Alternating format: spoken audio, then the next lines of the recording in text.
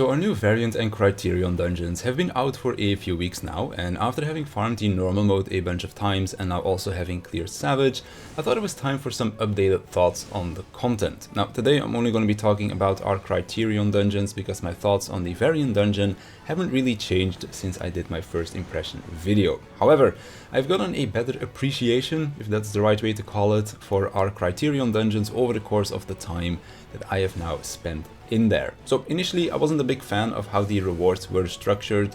Normal mode doesn't really give that much, you're mainly farming it for a mount, and Savage, while it does have a unique cosmetic reward in the form of an earring, it's not really something that you're really going to notice on your character. Hell, even with a magnifying glass I can barely see it on mine, but maybe that has to do with the fact that I play a potato. But the main reason why we went and cleared Savage was for the title and also the achievement of having cleared it. And now after having cleared Savage, I'm actually okay with that. Savage was a lot more intense than normal mode, even though a big part of the dungeon remains the same. The no reses allowed, the harder hitting mobs paired together with a tighter DPS check on the bosses and an overall enrage on the whole dungeon, it just made things a lot more intense, and it's clear that normal mode is the part of the content that they wanted people to spend most of their time on, and I agree with that.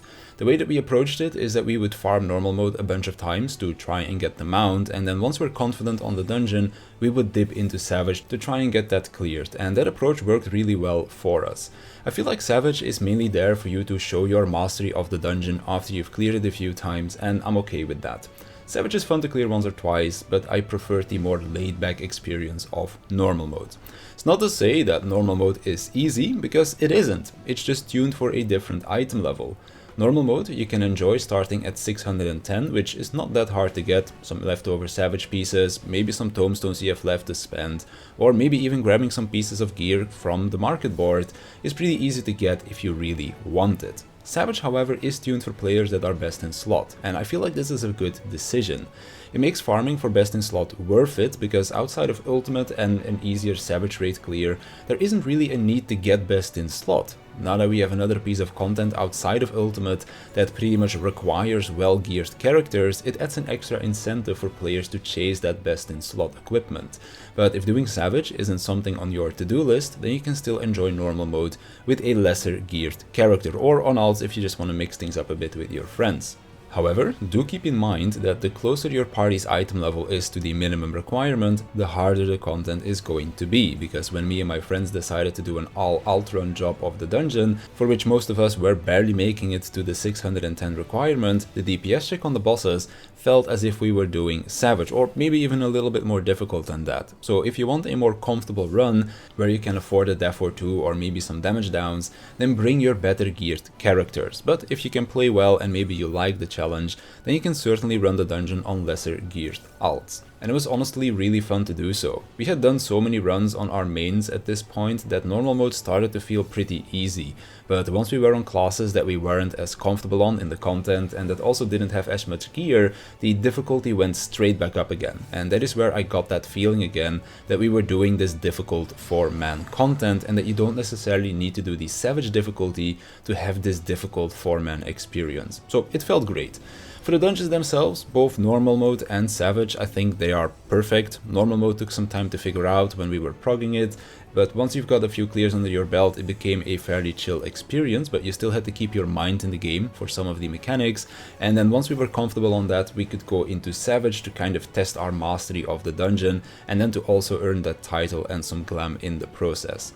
In terms of the rewards, I'm more okay with Savage only really having a title and mediocre glamour attached to it, because the main reason why I would want to do it is for the title and the sense of achievement that I would get from clearing it. However, for normal mode, I do feel like it could use a little bit more. I kinda like comparing it to an extreme trial. The mechanics of the dungeon are probably a bit harder than your average extreme trial, and some parts are certainly a lot stricter when it comes down to your mitigation and the healing required. So I would definitely say that the overall experience of the dungeon is harder than that of an extreme trial. So why not give us better or at least similar rewards? In terms of the mount, it's kind of the same. You need 50 runs of most extreme trials nowadays, with them giving 2 tokens, and you need 25 runs of the dungeon to guarantee yourself a mount. With the dungeon taking about twice as long as an extreme trial, I feel like this is fine. However, with an extreme trial, you also get weapons that you can use to gear your alts and other vanity items.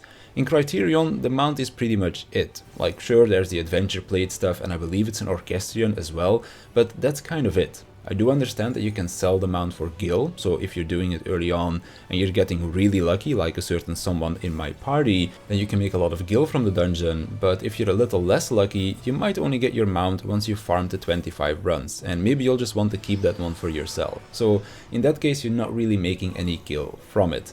Would have been nice if you could maybe spend the currency, the tokens that you get, on maybe tombstone upgrade items or even alternative 620 gear or something to help gear your alts. Because gearing alts to a decent level could take some time with all of the weekly restrictions that are in place. So having another avenue to get gear that isn't at the same item level as crafted gear would have been amazing.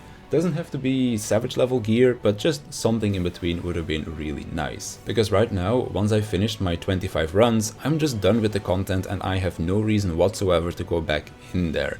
So I really do feel like it's a missed opportunity. Hopefully they can add something like that in the next one. But the dungeon itself is great and I'm really looking forward to our next one. It's everything that I have ever wanted, minus the lackluster rewards, but that is something that they could potentially fix in the future.